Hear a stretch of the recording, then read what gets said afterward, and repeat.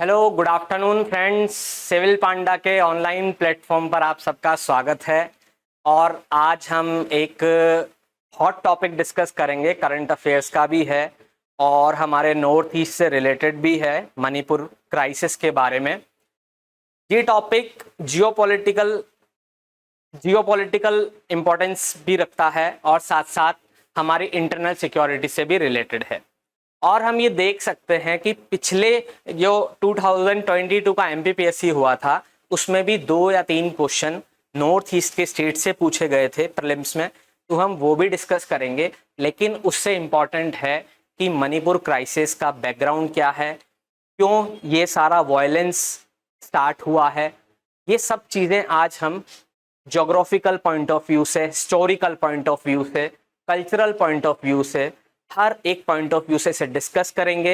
इनके वजह से कौन से इम्प्लीकेशंस हो रहे हैं, क्या क्या चीज़ें क्रिएट हो रही है, जैसे कि ऑर्गेनाइज्ड क्राइम, ड्रग ट्रैफिकिंग, तो ये सब चीज़ें हम डिस्कस करेंगे। वहाँ पर किन पीपल का इम्पोर्टेंस है, इस सिचुएशन में कौन लोग अपना कंट्रीब्यूशन दे रहे हैं, तो उन लोगों के बारे में डिस्कस करेंगे। स्टेट गवर्नमेंट का क्या रोल है, सेंट्रल गवर्नमेंट का क्या रोल है, और कॉन्स्टिट्यूशन के ऐसे कौन से प्रोविजंस हैं जो स्पेशल नॉर्थ ईस्ट स्टेट्स के लिए बनाए गए हैं और जो कि मणिपुर के लिए भी इंपॉर्टेंस रखते हैं। तो ये सारी चीजें एक लेमन मैनर में स्टेज बाय स्टेज हम समझेंगे। बस सबसे पहले हम समझते हैं कि मणिपुर की लोकेशन कहाँ पे है।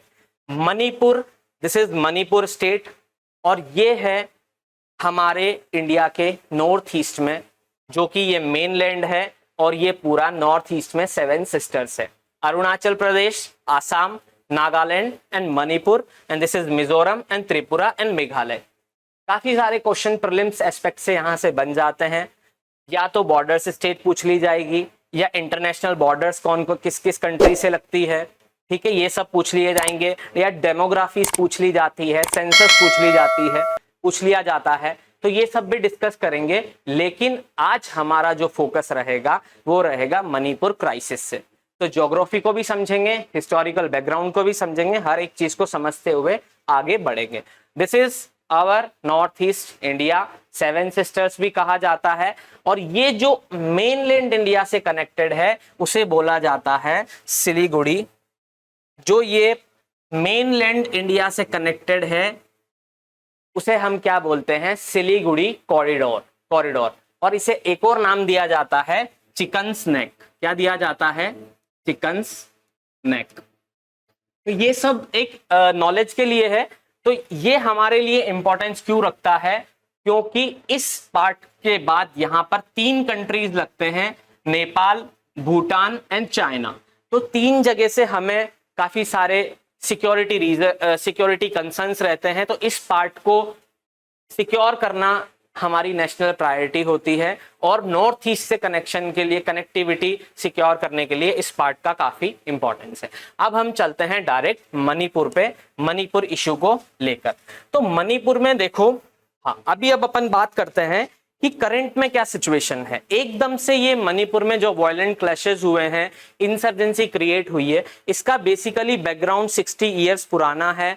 और भी काफी सालों से इनमें ट्राइबल कम्युनिटीज में वायलेंट क्लैशेस होते रहे हैं और आपस में लड़ाई होती रही है। लेकिन अभी ये समझना जरूरी है कि पिछले 3-4 महीनों में ऐसा क्या हुआ है कि एकदम से ये वायलेंट क्लैशेस बढ़ चुके हैं। और इसको समझने के लिए हम अब सबसे पहले समझेंगे कि मार्च और अप्रैल से क्या कौन कौन सी एक्टिविटीज हुई है जिनकी वजह से एकदम से किन कम्युनिटीज के बीच में लड़ाई हुई है। तो सबसे पहले समझें कि मार्च में क्या होता है। वहां पर इसको समझने के लिए आप सबसे पहले समझिए ज्योग्राफी ऑफ मणिपुर। यहां पर सबसे पहले स्टार्टिंग में माइती कम्युनिटी जो है, माइती ट्राइबल कम्युनिटी जो है, वो रूल करती आ रही है। उस हिस्ट्रिकल बैकग्राउंड को भी अभी समझेंगे शॉर्ट में। अभी समझने के लिए यहां पर माइती ट्राइबल कम्युनिटी है, वो कंटिन्यूअस रूल करती आ रही थी। और यहां वाला जो ये वाला जो एरिया है, यहां पर रहते हैं नागास। यहां पर कौन रहता है? नागास, जो कि बेसिकली जिनके लिए एक अलग से स्टेट बना हुआ है नागालैंड। यहाँ पर भी हम समझेंगे कि कैसे इंसर्जेंसी होती है। नागालैंड में भी जो नागाज हैं वो अपने लिए एक अलग स्टेट की मांग करते हैं, नागालिम, वो सारे एस्पेक्ट भी हम समझेंगे। लेकिन सबसे पहले हम समझते हैं कि पॉपुलेशन डिस्ट्रीब्यूशन जो है, ट्राइबल कम्युनिटी का जो डिस्ट्रीब्यूशन है वो किस तरीके से है। तो ये जो रीजन है, ये सेंटर में मणिपुर का स्टेट का जो मैप है बिल्कुल एक फुटबॉल ग्राउंड की तरह है, और जो मेन प्ले फील्ड है वो है सेंट्रल वैली, जहां पर इम्फाल जो कैपिटल है मणिपुर की वो लाई करती है, प्लेस है यहाँ पर। ये सेंट्रल में क्या है, इम्फाल। हाँ, यहां पर अब सबसे पहले समझिए ये क्या है, इम्फाल रीजन, इम्फाल।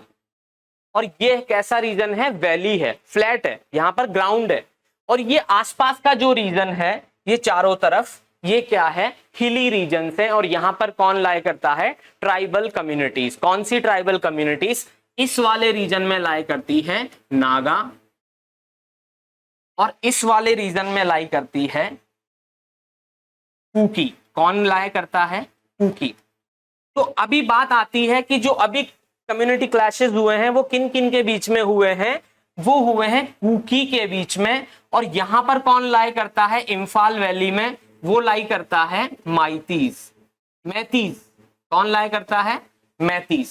ये काफी टाइम से रूल करते आ रहे हैं, इनफैक्ट 12th सेंचुरी से ही रूल करते आ रहे हैं। फिर ब्रिटिश टाइम पे भी इन्होंने रूल किया। फिर क्या बोलते हैं, जब इंडिया आजाद हुआ उस समय क्या, उस समय भी ये रूल कर रहे थे।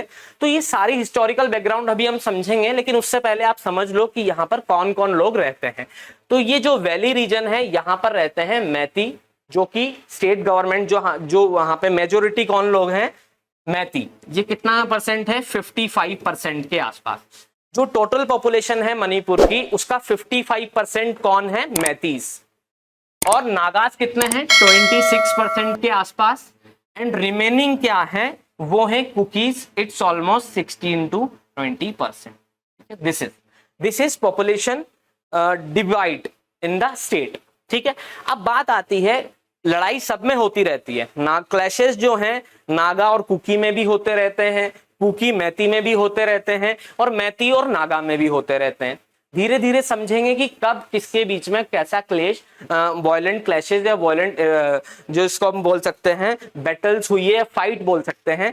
तो अब इसको समझने के लिए सबसे पहले समझिए कि जो डेवलप्ड रीजन है वो है इम्फाल वैली। यहाँ पे ही सारी जितने भी कॉन्स्टिट्यूशनल बॉडीज रहती हैं, विधानसभा है और गवर्नमेंट इंस्टीट्यूशंस हैं या जो भी इंडस्ट्रीज हैं, वो सब कहाँ पे है, इम्फाल वैली में। बाकी ये ट्राइबल रीजन है, हिली रीजन है। ठीक है, अब इसके बाद अपन बात करते हैं, ये आपको समझ में आ गया कि यहाँ नागाज रहते हैं, यहाँ पे अपना कुकीज रहते हैं, और यहाँ सेंटर में कौन रहता है, मैतीस। अब अपन बात करते हैं, वापस से अपन आते हैं स्टार्टिंग में, कि अभी ऐसा क्या हुआ है इनके बीच में कि मार्च अप्रैल से ये क्लैशेस बहुत ज्यादा बढ़ गए। तो देखो, जो मैतीस कम्युनिटीज हैं, इन्होंने, ये जो कुकीज कम्युनिटी है ये रहती है ट्राइबल रीजन्स में, और ट्राइबल नागा और कुकी कम्युनिटी को एसटी का स्टेटस प्राप्त है। और एसटी कम्युनिटीज को काफी सारे hilly regions, and second point ST scheduled tribes, तो काफी सारे कॉन्स्टिट्यूशनल प्रोविजंस हैं जो इनके कल्चर को, इनके लैंड को, इनके प्रॉपर्टीज को, इनकी लैंग्वेज को प्रोटेक्ट करते हैं। यही एसटी का स्टेटस, शेड्यूल्ड ट्राइब का स्टेटस मैती कम्युनिटी को भी था, लेकिन 1949 के बाद से इनका ये स्टेटस रिमूव कर दिया गया, क्योंकि मैतीज वर द डोमिनेंट क्लास और ruling class in the Manipur state. तो अब बात यह आती है कि अभी रिसेंटली में 2013 की बात है, एक रिकमेंडेशन दिया था एक कमेटी ने कि माइतीस को भी एसटी का स्टेटस दिया जाए। अब क्यों दिया जाए, क्या इसके पीछे के रीजंस हैं, जब हम हिस्टोरिकल बैकग्राउंड पढ़ेंगे तो समझेंगे। अभी हम सिर्फ समझ रहे हैं कि इन 3 सालों में, 3 महीनों में क्या हुआ है कि ये चीजें उठी है। तो जब हाई कोर्ट ने ऑर्डर अभी मार्च में रिलीज किया कि एसटी का स्टेटस दिया जाए मैतीस को, तो इसका अपोज किया कुकीज ने और नागाज ने। लेकिन क्या होता है, जो ये वाला रीजन है चंद्रपुर, चूरचंद्रपुर और चंदेल रीजन, और दिस इज इम्फाल, यहां पर ज्यादा पॉपुलेशन है कुकीज की, और कुछ लोग मैतीस के भी रहते हैं। बेसिकली यहाँ पे इम्फाल वैली जो है, यहाँ पे मैतीस और कुकीज रहते हैं। तो इनके बीच में काफी सारे जिसको हम बोल सकते हैं कि क्लैशेस हुए, काफी लोग मारे भी गए। इनफैक्ट अभी तक 152 लोगों की, मोर देन 150 डेथ्स हो चुकी हैं। तो और काफी सारे ऐसे जघन्य अपराध भी हुए हैं विमेन्स के साथ, लेडीज के साथ। तो दैट इज डिफरेंट पॉइंट। और स्टेट गवर्नमेंट्स का क्या रोल है, तो ये सारी चीजें हम यहाँ पर डिस्कस करेंगे कि करंट में अभी क्या इश्यूज हुए हैं। तो ये देखने के लिए हम समझेंगे कि एक तो जो गवर्नमेंट है, स्टेट गवर्नमेंट मैतीज की, इन्होंने क्या किया, ट्राइबल कम्युनिटीज का जो रीजन है हिली रीजन्स में, वहां पर ये पॉपी फील्ड जो अफीम होती है उसकी ये खेती क्या करते थे। उनके जो खेत हैं वो उन्होंने क्या कर दिए, बर्न कर दिए, जला दिए या उनको रिमूव कर दिया। और दूसरा रीजन जो इलीगल माइग्रेंट थे, ये इलीगल माइग्रेंट वाला कंसेप्ट भी समझेंगे कि ये कहां से आते हैं। इंटरनेशनल बॉर्डर मिजोरम से म्यांमार से लगती है, वहां से भी कुकी, चिन ट्राइब्स आती हैं। तो कुछ इलीगल माइग्रेंट्स हैं जो यहाँ पे सेटल्स हो चुके हैं। इन सब चीजों को समझने के लिए हमें एक एक कंसेप्ट समझना पड़ेगा। इसके लिए अब हम आगे चलते हैं और यहाँ पे सबसे पहले समझते हैं historical background, geography of Manipur, period of insurgency, constitutional provision related to Manipur and tribal group, demography of Manipur and issues of organised crime along India Myanmar border. अब यहाँ पर अपन चलते हैं कि हिस्टोरिकल बैकग्राउंड क्या है। तो यहां से हम स्टार्ट करते हैं। तो क्या होता है, सबसे पहले हम बात करते हैं first Burmese war. First Burmese war कब होता है, 18 किसके बीच में होता है ये फर्स्ट बर्मीज वॉर, 1824 में होता है, 26 किसके बीच में, जो बर्मा रीजन है जिसको आज हम म्यांमार बोलते हैं, वहां पे भी एक किंगडम था।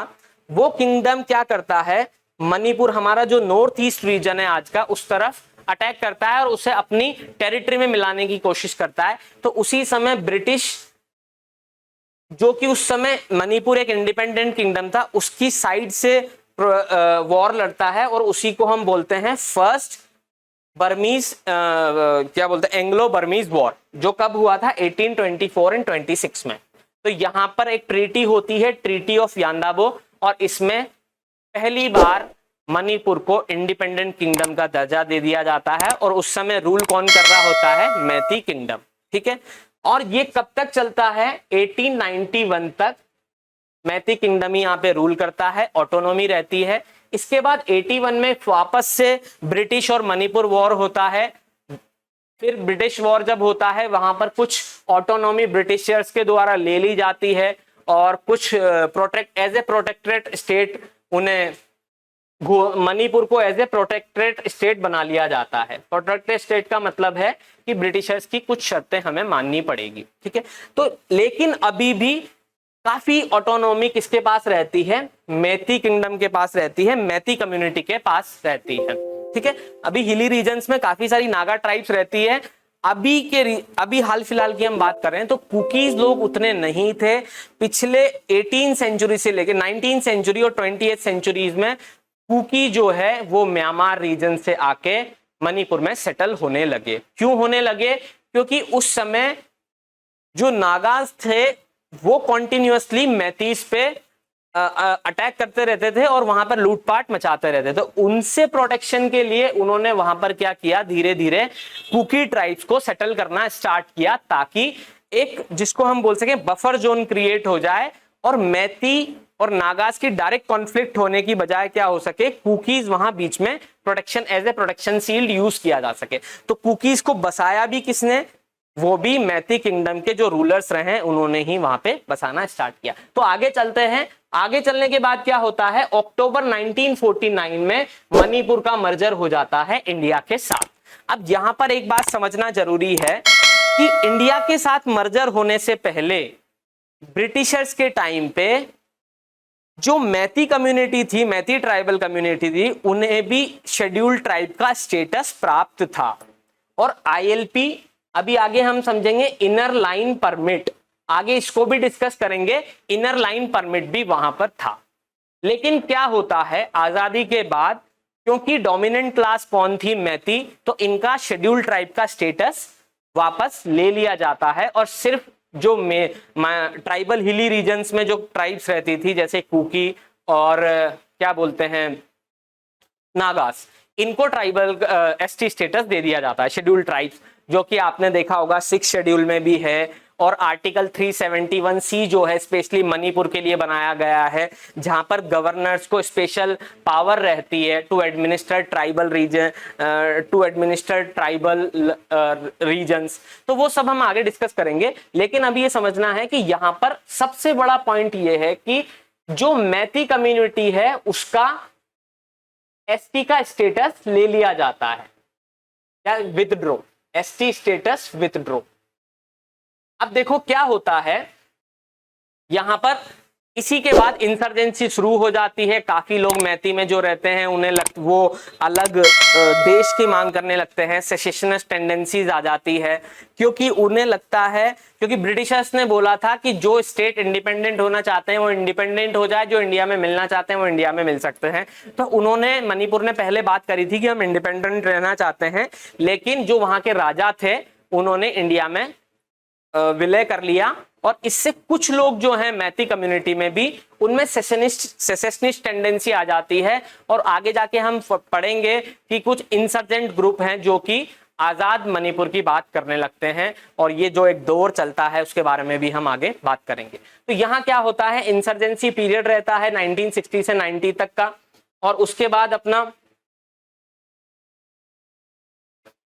यहां पर बात करते हैं मणिपुर को। जब इंसर्जेंसी के दौरान मणिपुर की बात होती है कि भैया आपने हमारा यूनियन टेरिटरी का स्टेटस दे दिया है, पहले हम इंडिपेंडेंट किंगडम थे, चलो आपने स्टेट बना लिया, जो भी है अपने इंडिया में विलय कर लिया जो कर लिया, लेकिन कम से कम हमें स्टेटहुड का दर्जा तो दो। तो 1972 में मणिपुर को क्या दे दिया जाता है, स्टेटहुड का दर्जा दे दिया जाता है। इसके बीच में इंसर्जेंसीज हुई है, उन्हें हम आगे डिस्कस करेंगे, लेकिन आगे चलते हैं कि हम,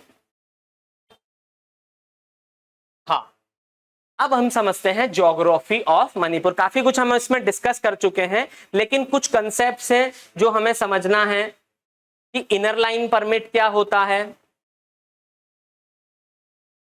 इनर लाइन परमिट क्या होता है, और ये स्टेटस कब दिया गया। यहां पर हम डिस्कस करेंगे इनर लाइन परमिट क्या होता है। ये सबसे पहले इनर लाइन परमिट जो है, it is basically official travel document. इसकी वजह से मणिपुर में कौन से क्राइसिस आए, क्यों इसने मणिपुर में ऐसी स्थितियां पैदा करी जिसकी वजह से ट्राइबल कम्युनिटीज के बीच में कॉन्फ्लिक्ट्स देखने को मिले, ये भी हम समझेंगे। तो सबसे पहले समझिए इनर लाइन परमिट होता क्या है। Inner line permit is a official travel document जो कि citizen of India, Indian citizens के लिए है, कि हम जिन जिन स्टेट्स को ये इनर लाइन परमिट होता है, वहां पर स्टेट गवर्नमेंट की परमिशन से ही जो इंडिया के सिटीजन्स है वो जा सकते हैं एक पर्टिकुलर टाइम पीरियड के लिए, जैसे 7 दिन के लिए, 14 दिन के लिए, 6 मंथ के लिए। तो this is basically travel document, official travel document, ताकि वहां पर कोई भी जाके ना बच सके और वहां पर लैंड परचेज ना कर सके। तो बेसिकली इसका ऑब्जेक्टिव ये था कि ट्राइबल कल्चर को, ट्राइबल लैंड को, प्रॉपर्टीज को, उनकी लैंग्वेज को प्रोटेक्ट किया जा सके। लेकिन ये बनाया कब गया था आईएलपी, ये ब्रिटिशर्स के टाइम बनाया गया था, और कब, 1873 में British eastern Bengal eastern frontier regulations के टाइम पे बनाया गया था 1873 में। लेकिन इसका मकसद उस समय यह नहीं था कि हमको ट्राइबल कम्युनिटीज का कल्चर प्रोटेक्ट करना है। उस समय सिर्फ इतना ऑब्जेक्टिव था कि ब्रिटिश को अपने इंटरेस्ट प्रोटेक्ट करने हैं, जो भी वहां पर फॉरेस्ट, माइनर फॉरेस्ट प्रोड्यूस होते हैं उनको प्रोटेक्ट करना ब्रिटिशर्स का मकसद था। लेकिन जब देश आजाद हुआ, कॉन्स्टिट्यूशन बनाया गया, तो उसमें इस आईएलपी की डेफिनेशन अलग बनाई गई। इसमें जो मेन पर्पस रखा गया वो ट्राइबल कम्युनिटी के कल्चर को प्रिजर्व करना, उनके रिलीजन को प्रिजर्व करना, उनके कस्टम्स को प्रिजर्व करना रखा गया। अब बात यह आती है, ऐसा क्या होता है कि मणिपुर के साथ यहां थोड़ा सा हम जो बोल सकते हैं कि वो कहीं ना कहीं जो हम देख सकते हैं डिस्क्रिमिनेशन टाइप होता है, क्योंकि जो यहां से समझना,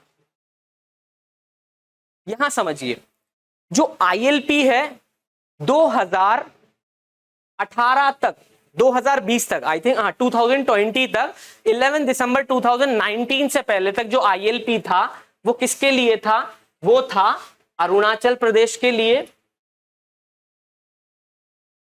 वो किसके लिए था? अरुणाचल प्रदेश के लिए, नागालैंड के लिए एंड मिजोरम के लिए। They are bordering state with Myanmar, वहां पे काफी इंसर्जेंसी होती है, इन्फिल्ट्रेशन होता है, तो ये और इनके कल्चर को प्रेजेंट। लेकिन मणिपुर के पास क्या नहीं था? ILP नहीं था। अब देखो यहां से समझिए, ना तो मैती के पास ST status, neither they are protected in the constitutional 6th schedule, neither they are protected under ILP inner line permit. Okay, तो काफी सारा मैतीस कम्युनिटीज को ये फील होने लगा है कि जो हमारा लैंड है, हमारा कल्चर है, वो कहीं ना कहीं प्रिजर्व नहीं हो पा रहा है। क्योंकि अब यहां पर ये चीज समझना जरूरी है, जो इम्फाल वैली है जहां पर मैती कम्युनिटी रहती है, वहां पर नागाज आकर रह सकते थे, कुकीज आकर रह सकते थे, लैंड परचेज कर सकते थे, अपने कस्टम्स को फॉलो कर सकते थे। लेकिन मैतीज हिली रीजन्स में जाके लैंड को परचेज नहीं कर सकते थे, ना ही अपने कस्टम्स को फॉलो कर सकते थे। तो क्या हो रहा था, कहीं ना कहीं मैतीज के साथ डिस्क्रिमिनेशन हो रहा था। वहां पर बाकी ट्राइबल कम्युनिटीज आ सकती थी, लेकिन कुकी और नागा वाले रीजन में मैतीज नहीं जा सकते थे। तो उन्हें लग रहा कि हम तो धीरे धीरे इस तरीके से खत्म होते चले जाएंगे, तो इसलिए वो कुछ चीजों का अपोज करने लगे और डिमांड भी करने लगे कि या तो ST का स्टेटस कुकी और नागाज के लिए हटा दिया जाए। स्टार्टिंग में उन्होंने डिमांड करी कि कुकीज और नागाज के लिए ST का स्टेटस हटा दिया जाए। जब ये नहीं हुआ तो उन्होंने कहा ST का स्टेटस हमें दिया जाए। तो क्या होता है, 2000, अब समझना, 2019 में 11 दिसंबर 2019 को ILP दे दिया जाता है, किसको? इनर लाइन परमिट हो जाता है मणिपुर के लिए। और अभी 2023 में क्या होता है, ST का स्टेटस भी मिल जाता है किनको? मैती कम्युनिटी को। मैती कम्युनिटी को जैसे ही हाई कोर्ट ये ऑर्डर पास करती है कि मैती को ST का स्टेटस देना है, यहां से ही सारा वॉयलेंट, जिसको हम बोलते हैं क्लैश और कॉन्फ्लिक्ट, स्टार्ट हो जाता है। और अभी इसके पीछे और क्या क्या रीजंस हैं, रूट कोज क्या है? तो रूट कोज तो ये है कि एथनिक डिवाइड है, वहां पर अलग अलग कल्चर के लोग हैं, अलग अलग ट्राइब्स हैं। दूसरा क्या है, वहां पर काफी लंबे टाइम से एक ऑटोनॉमी जो है वो एंजॉय कर रहे हैं, कौन? मैती कम्युनिटी। अब देखो, जिनकी पॉपुलेशन ज्यादा है वही सरकार में आते हैं, वही रूल करते हैं, तो कहीं ना कहीं डिस्क्रिमिनेशन उस तरफ भी था और डिस्क्रिमिनेशन इस तरफ भी था। तो हमें एक overall holistic point of view से समझने की जरूरत है, और ये समझने की जरूरत है कि where is the actual problem lies. ठीक है, तो अब हम आगे समझते हैं कि 2023 में जैसे ही इनको ST का स्टेटस की बात करी हाई कोर्ट ने, तो ये क्लैशेस स्टार्ट हो गए और काफी सारे, कुछ अभी आपने 4 मई की वीडियो भी देखी होगी जो कि बहुत गलत, जो कि विमेन के साथ बहुत जघन्य अपराध वाली घटनाएं सामने आई है स्टेट गवर्नमेंट। तो यहाँ पर दिक्कत यह आती है कि अभी क्या है, करंट सिचुएशन क्या है। तो कल की, परसों की मैं जब सुन रहा था लोकसभा की स्पीच, जिसमें होम मिनिस्टर साहब बोल रहे थे कि वहां पर अभी 36, करंट सिचुएशन क्या है कि 36,000 आर्मी पर्सनल, जिसमें CRPF भी है, आर्मी भी है, असम राइफल्स भी है, मणिपुर पुलिस भी है, वो सब हैं। और कहीं ना कहीं जो कि गवर्नमेंट डेटा है वो ये है कि जब ये अप्रैल मई से ये कॉन्फ्लिक्ट स्टार्ट हुआ है, अभी कुछ कमी देखने को मिली है।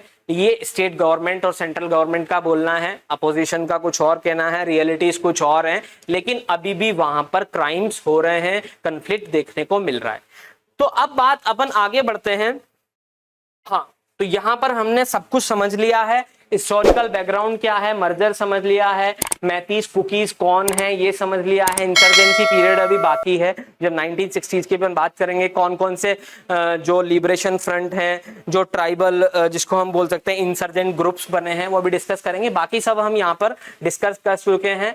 ज्योग्राफी में हम एथनिक कंपोजिशन की बात कर चुके हैं, किस रीजन में कुकीज रहते हैं, किस रीजन में मैतीज रहते हैं, किस रीजन में नागाज रहते हैं। और ये नागा रोड ब्लॉकेड क्या है कि मणिपुर में कुछ रोड्स, हाईवेज ऐसे हैं जो नागा, जिस रीजन में नागाज रहते हैं वहां से होकर गुजरते हैं। तो नागा इंसर्जेंट कई बार वो हाईवेज ब्लॉक कर देते हैं, जिसकी वजह से फूड इनसिक्योरिटीज, सप्लाई, जो भी एनर्जी सप्लाई है, उन सब चीजों को पहुंचने में दिक्कत आती है। तो this is all about Naga road blockade. Inner line permit हमने समझ लिया है, इनर लाइन परमिट क्या होता है और ये कब अभी मणिपुर को कब से मिला है, 11 दिसंबर 2019 से। इसका सिग्निफिकेंस आपने समझ लिया है। कहीं ना कहीं ये अदर जो लोग हैं मेनलैंड इंडिया से, वहां के सिटीजन से, इनके कल्चर को प्रोटेक्ट करता है, इनको लैंड को प्रोटेक्ट करता है। बाकी इलीगल माइग्रेंट, अब ये समझते हैं फ्री मूवमेंट रिजाइम क्या है। तो देखो, फ्री मूवमेंट रिजाइम को समझने के लिए आप ऐसे समझिए, 2018 में इंडिया म्यांमार के बीच में एक एग्रीमेंट साइन हुआ था। क्यों साइन हुआ था? क्योंकि जो इंडिया की म्यांमार से बॉर्डर है, जो लगती है अरुणाचल प्रदेश और इसके बाद अपना क्या नागालैंड, मणिपुर और इसके बाद मिजोरम, ये 1643 किलोमीटर, 1643 किलोमीटर की जो बॉर्डर है जो म्यांमार के साथ रखती है। तो उस साइड भी जो ट्राइब्स रहती हैं और इंडिया में जो ट्राइब्स रहती हैं, उनमें कुछ मैरिज रिलेशंस हैं, उन फैमिली रिलेशंस हैं और काफी कल्चरल सिमिलरिटीज हैं। तो वो आ जा सके विदाउट वीजा, तो एक एग्रीमेंट साइन किया है कि 16 किलोमीटर इंडिया म्यांमार बॉर्डर से, 16 किलोमीटर म्यांमार साइड और 16 किलोमीटर इंडिया वाली साइड जो ट्राइब्स हैं वो फ्री मूवमेंट कर सकती है विदाउट यूजिंग वीजा। तो ये है फ्री मूवमेंट रिजाइम। अब इसका वायलेशन कैसे होता है, इसका गलत फायदा कैसे उठाया जाता है, इस एंगल को समझने के लिए हमें समझना पड़ेगा कि ऑर्गेनाइज्ड क्राइम जो है, ड्रग ट्रैफिकिंग, ड्रग प्रोडक्शन, ये सब बढ़ने लगा। ये सब कैसे बढ़ने लगा? क्योंकि मैतीस वहां पे प्रीडोमिनेंट थे। कुकीज को ऐसा लगता था कि हम यहाँ पर अपनी पॉपुलेशन बढ़ाएंगे, इलीगल माइग्रेंट्स को सेटल करेंगे ताकि हमें सपोर्ट मिले। वो कम है पॉपुलेशन में, तो जाहिर सी बात है वो अपनी पॉपुलेशन बढ़ाएंगे। और जो म्यांमार वाली साइड है, जिन्हें हम बोलते हैं कुकी, जोमी और कुकी चेन ट्राइब्स, वो म्यांमार में रहती हैं। तो वो कहीं ना कहीं इन जो इंडिया में इन्फिल्ट्रेट करती रहती है और इंडिया में जो ट्राइबल रीजन है, हिली रीजन है, वहां पर सेटल होना स्टार्ट हो जाती है। और क्या रीजन है सेटल होने का, इन्फिल्ट्रेशन का? म्यांमार में आपने सुना होगा अभी मिलिट्री कू हुआ था, मिलिट्री की गवर्नमेंट है वहां पे, आंग सान सू जो लीडर है उनको जेल में डाल दिया गया है। तो जो मिलिट्री रूल है वो इन ट्राइब्स पे, कुकी जो ट्राइब्स है, कुकी चिन और कुकी जोमी ट्राइब्स, उन पर कहीं ना कहीं अत्याचार होता है। तो वो वहां से माइग्रेट होके कहाँ आ जाते हैं? इंडिया के मणिपुर, मिजोरम रीजन्स में। मिजोरम में भी वो लोग रहते हैं, लेकिन वहां पर कुछ सपोर्ट है, गवर्नमेंट सपोर्ट है। और मणिपुर में कहीं ना कहीं स्टेट गवर्नमेंट का उन चीजों को लेकर सपोर्ट नहीं है, क्योंकि वो उनके इंटरेस्ट को सर्व नहीं करता है। तो बाकी अगर हम आप आगे बात करें गोल्डन ट्राइंगल रीजन क्या है, तो गोल्डन ट्राइंगल रीजन कौन सा है, इसको भी हम समझ लेते हैं। ये वो रीजन है जो म्यांमार, थाईलैंड और लाओस से में है, जहां पर ड्रग्स का प्रोडक्शन होता है, अफीम की खेती होती है। और अफीम को कहां पर भेजा जाता है? इंडिया में भेजा जाता है, क्योंकि यहां पर बॉर्डर्स ऐसी हैं कि पूरी तरीके से प्रोटेक्ट नहीं की जा सकती है। तो कहीं ना कहीं से इन्फिल्ट्रेशन हो जाता है। हालांकि अब पूरी तरीके से बॉर्डर को फेंसिंग की जा रही है। और एक रीजन है गोल्डन क्रीसेंट, ये अफगानिस्तान, ईरान और पाकिस्तान वाला रीजन है। इन दोनों रीजन से क्या होता है? ड्रग की स्मगलिंग होती है, ऑर्गेनाइज्ड क्राइम्स होते हैं। तो ये आपने समझ लिया है। इसके बाद आप ये समझिए कि ये सब चीजें हमने देख ली है। अब हमें ये समझना है मणिपुर में कुछ चीजें मैं आपको बता देता हूं। आपने लोकतक लेक के बारे में सुना होगा, वो भी कहाँ? इम्फाल वैली में ही है, और जो कि वर्ल्ड का ओनली फ्लोटिंग नेशनल पार्क है, जहां पर केबुल लामजाओ मिलते हैं, जो फ्लोटिंग सरफेस है, मिट्टी और पेड़ों के एक बड़े बड़े वो होते हैं जो फ्लोट करते रहते हैं। वो कहाँ है? यहाँ पे लोकतक लेक है। ये this is not very important point aspect of the Manipur crisis, लेकिन फिर भी हाँ। अब हम बात करते हैं इंसर्जेंसी की।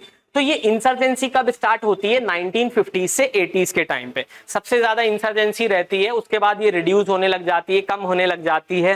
क्यों होने लग जाती है, इसको हम डिस्कस करेंगे। तो मैतीज आर्म्ड ग्रुप, अब ये बात आती है कि मैतीज तो वहां पे रूल कर रहे थे, तो मैतीज आर्म्ड ग्रुप क्यों फॉर्म हुए, मैतीज इंसर्जेंट ग्रुप क्यों फॉर्म हुए? तो इसका मैंने पहला रीजन बताया था कि वो इंडिया से सेपरेशन चाहते थे। सेसेशनिस्ट टेंडेंसी थी कि हम तो अपना अलग देश बनाएंगे, अलग से स्टेटहुड हमें चाहिए या ऑटोनोमस रीजन चाहिए। तो एक रीजन तो ये था।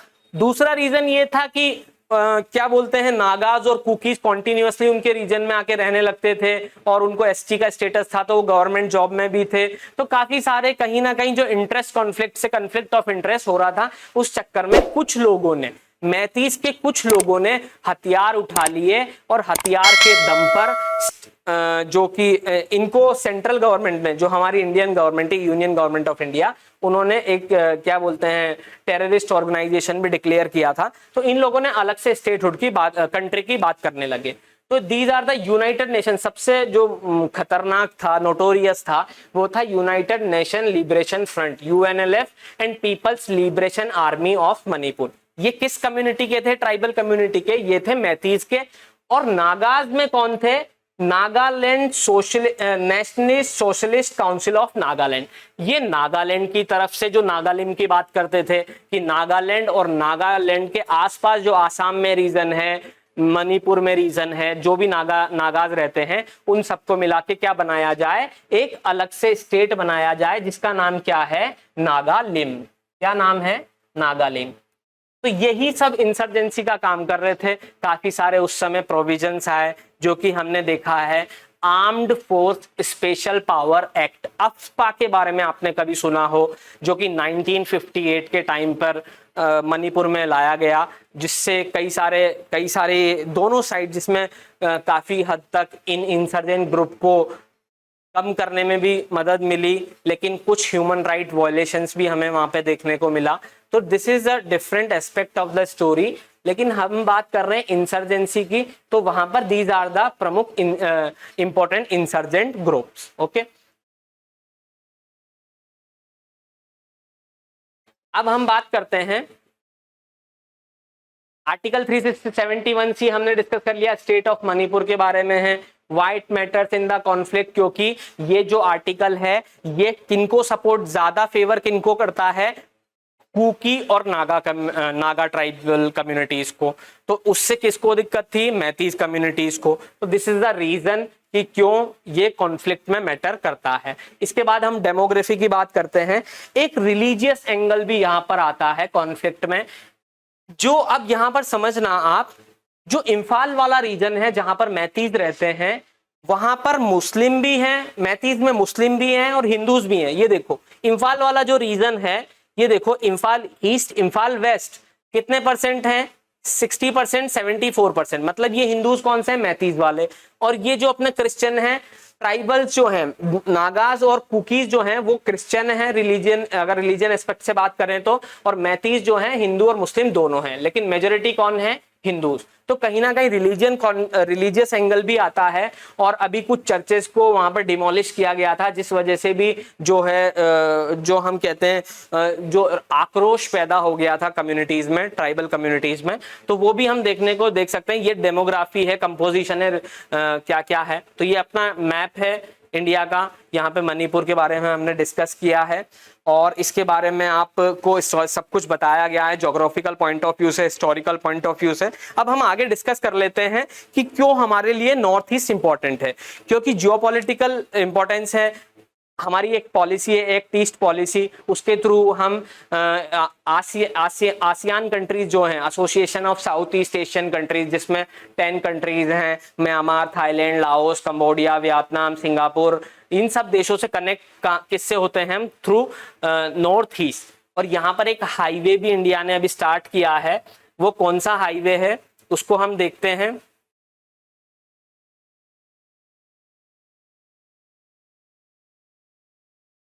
यहां पर हम वापस आएंगे। अभी इंडिया ने एक हाईवे स्टार्ट किया है, इंडिया म्यांमार थाईलैंड हाईवे, ताकि जो आसियान कंट्रीज हैं उनके साथ कनेक्टिविटी को बढ़ाया जा सके, जो कि आगे जाके वियतनाम से भी कनेक्ट होगा। इसलिए पीस एंड ट्रैंक्विलिटी जरूरी है नॉर्थ ईस्ट रीजन में, ताकि प्रॉस्पेरिटी को बढ़ाया जा सके, इकोनॉमिक प्रोग्रेस को बढ़ाया जा सके, बॉर्डर सिक्योरिटीज को बढ़ाया जा सके, इंटरनल सिक्योरिटीज को स्ट्रॉन्ग किया जा सके। तो ये सब रीजन्स हैं नॉर्थ ईस्ट में इंसर्जेंसीज को रोकने के लिए। काफी हद तक सेंट्रल गवर्नमेंट अपना काम कर रही है, स्टेट गवर्नमेंट भी, लेकिन कुछ लोग ऐसा बोलते हैं कि कहीं ना कहीं फेल्योर भी है। तो दोनों साइड, दोनों चीजें आपको देखने को मिलेगी न्यूज में। तो इसके बाद अपन बात करते हैं कि इंपॉर्टेंस क्या क्या है।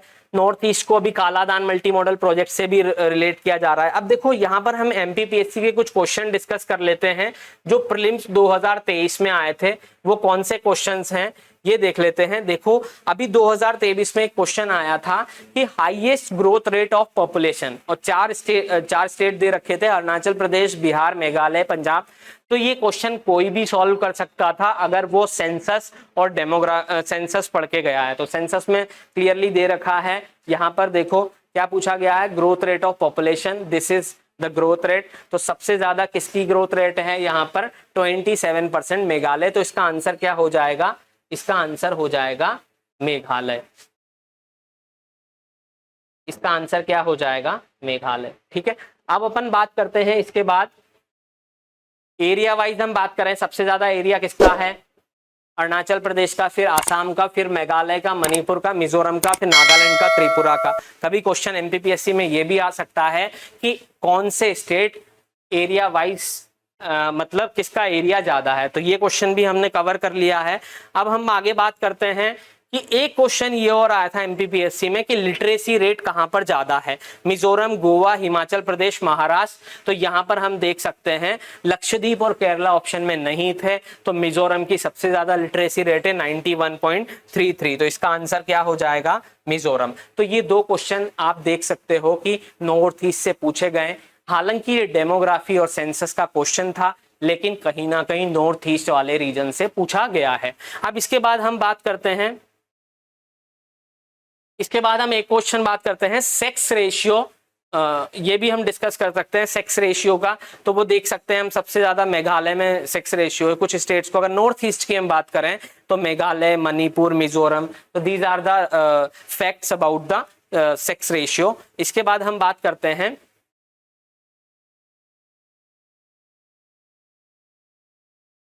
हाँ, एक क्वेश्चन मैकोंग गंगा रीजन से भी आया था कि क्वेश्चन क्या था कि Mekong river does not pass through. तो ये क्वेश्चन क्यों पूछा गया है, इसका रीजन है ज्योग्राफी में एक टॉपिक है जो कि आपको पता होना चाहिए, important rivers plateaus in the world. तो ये इंपॉर्टेंट रिवर है। क्यों इंपॉर्टेंट है, क्योंकि वर्ल्ड्स 12th लॉन्गेस्ट रिवर कौन सी है, Mekong river. South Asia longest river है, एशिया की 7th लॉन्गेस्ट रिवर है, 5000 किलोमीटर लंबी है, तिब्बतन प्लेट्यू से निकलती है और इन 6 कंट्रीज से पास होती है। यही क्वेश्चन पूछा गया था और इसका आंसर क्या हो जाएगा, सॉरी ये इसका आंसर है, इसका आंसर अपना हो जाएगा बांग्लादेश। ये कहां से पास नहीं करती है, बांग्लादेश से। देखो ये रिवर यहां से चाइना, चाइना के बाद लाओस, लाओस के बाद अपना कंबोडिया, थाईलैंड और यहाँ पर वियतनाम, इन जगह से ये पास करती है। कुछ कंट्रीज के बीच में बॉर्डर भी बनाती है।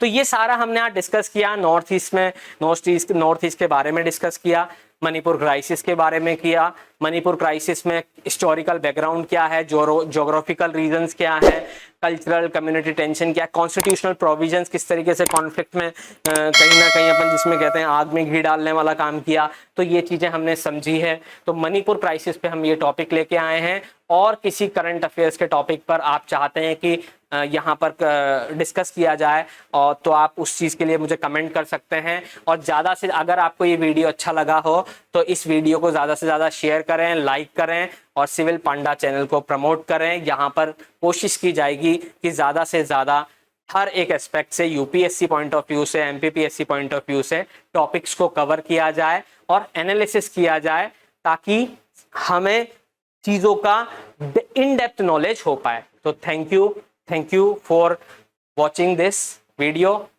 once again.